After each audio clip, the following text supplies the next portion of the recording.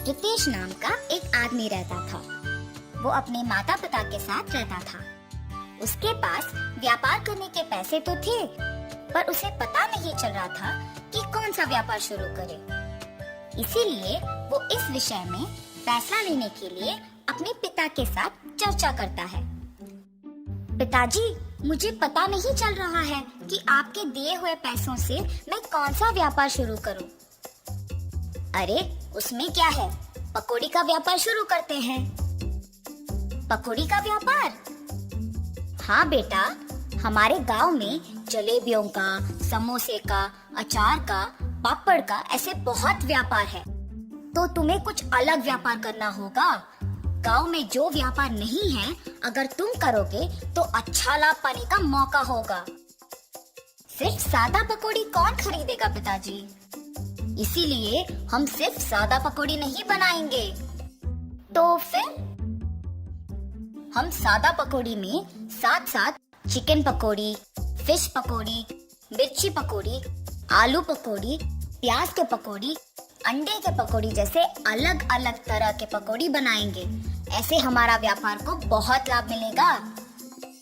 रितेश को अपने पिताजी के बात सच लगे, परंतु मुझे इतने प्रकार के पकौड़ी बनाना नहीं आता है ना पिताजी। मुझे भी तो बनाना नहीं आता। हम खुद इन सब के विधि बनाएंगे और इसके लिए तुम्हारी माँ भी सहायता करेगी। ऐसे कहकर रितेश के पिताजी रितेश को प्रोत्साहित करते हैं। फैसले के अनुसार पकौड़ी को बनाने के सामग्री रितेश खरीद के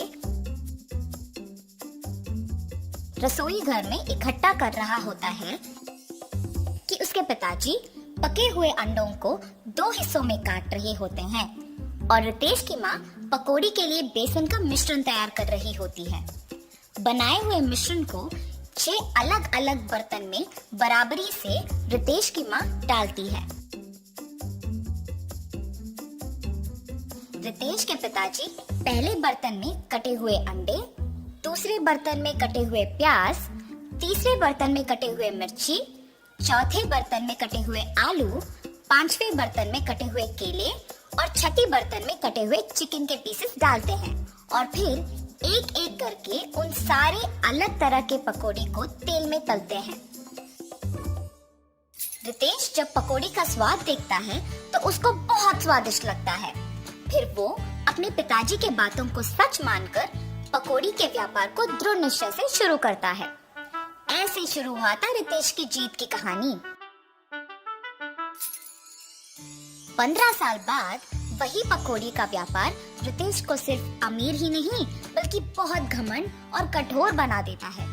दूसरी ओर रितेश के पिताजी को बहुत दिनों से ठीक से दिखाई नहीं दे रहा था और सुनाई भी नहीं दे रहा था।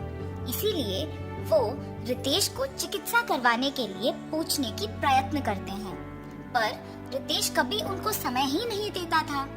इसीलिए रितेश के पिताजी खुद अस्पताल जाने का निश्चय करते हैं, पर उनके पास पैसे ना होने के कारण रितेश की दुकान को निकल पड़ते हैं।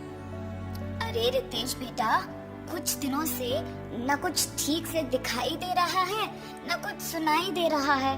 चिकित्सा के लिए 3000 रुपयों की जरूरत है। थोड़ा मदद करो ना बेटा। क्या 3000 रुपए? उतने पैसे तो मेरे पास नहीं है। पर बेटा, कल ही तो तुमने बहू को बताया था कि हर रोज तुम्हें 30,000 मिलते हैं। आप पहले यहाँ से चलिए, कह रहा हूँ ना पैसे नहीं है। और घर चले जाते हैं। घर पहुँचने के बाद चिकित्सा के पैसे मांगने रितेश के पास गया था, पर उसने ये कहकर भेज दिया कि उसके पास पैसे नहीं है। क्या 3000 के लिए उसने ऐसा कह दिया? व्यापार तो अच्छा चल रहा है ना। शायद उसको हमारा यहाँ रहना पसंद नहीं। बहू ने भी खाना सिर्फ उन दोनों के लिए बनाया है। मैंने हम दोनों के लिए खाना बनाया है। तो फिर यही है, हमारा यहाँ रहना वो दोनों चाहते ही नहीं है। चलो इसी रात को यहाँ से निकलते हैं। ऐसे फैसला करके दोनों उसी रात गांव से निकल जाते हैं। माता पिता के लापता होने पर भी रितेश को चिंता नहीं हुई। अगर किसी ने पूछा तो कहता था कि तीर्थ यात्रा पे गए हैं। रितेश को पकौड़ी के व्यापार में लाभ ही लाभ आ रहा था। वो उसके दुकान में 10 और सहायक को काम पे लगा के उनको सारे पकौड़ी के विधि सिखा के काम करवाता था। इसके अनुसार उसने पकौड़ी के दाम भी बढ़ा दिया था। मिर्ची पकौड़े 5 रुपए के 10 पीस, प्याज के पकौड़े 8 रुपए के 10 पीस, आलू के पकौड़े 10 रुपए के 10 पीस, अंडे के पकौड़े 15 रुपए के 10 पीस, चिकन के पकौड़े 20 रुपए के 10 पीस और मछली के पकौड़े 25 रुपए के 10 पीस। पकौड़ी का स्वादिष्ट होने पर लोग भी बहुत आते थे, जिसकी वजह से रितेश का दुकान हमेशा भीड़ से भरा और व्यस्त रहता था और दुकान का लाभ भी दुगना हो गया था। रितेश ऐसे ही उसकी संपत्ति बढ़ाने में दिन भर व्यस्त रहता था और उसकी पत्नी भी अपनी समय अपनी सहेलियों के साथ बिताने में और पैसे खर्च करने में व्यस्त रहती थी और उनके बच्चों के साथ भी ज्यादा वक्त नहीं बिताती थी। बच्चों के देखभाल के लिए एक ताई को रख के वो चली जाती थी।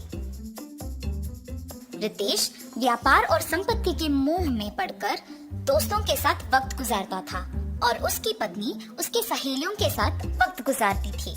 इस वजह से उनके बच्चे बहुत लापरवाही से पले पड़े। रितेश अपने बच्चों को अनुशासन से नहीं बड़ा कर पाया और अपने बीवी को उसके शौक से दूर नहीं रख पाया।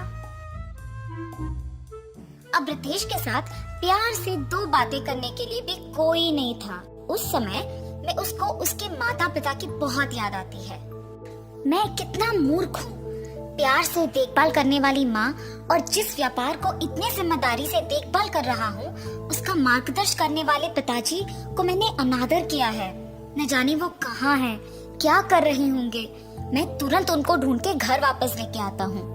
रितेश अपने माता पिता को ढूंढने अपने कार में निकल जाता है।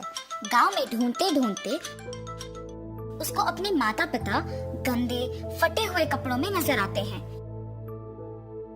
ये देख रितेश भाग के उनके पास जाता है और कहता है, आप ऐसे कैसे? ये सब मेरा ही गलती है पिताजी, मुझे माफ कीजिए और कृपया मेरे साथ घर चलिए माँ। रितेश को अपने गलती का एहसास होता है और वो अपने माता पिता के साथ घर वापस आता है। अपनी पत्नी को बोलता है कि आज से जो भी होगा माँ के अनुसार होगा और व्यापार का सारा संपत्ति अपने पिताजी के हाथ कर देता है। रितेश सिर्फ सहायकों का और पकौड़ी के विधि का देखभाल करता है और उसकी पत्नी बच्चों का देखभाल और पढ़ाई का ध्यान रखती है। सुख संपत्ति और परिवार का प्यार पाके सब सदा खुश रहते हैं।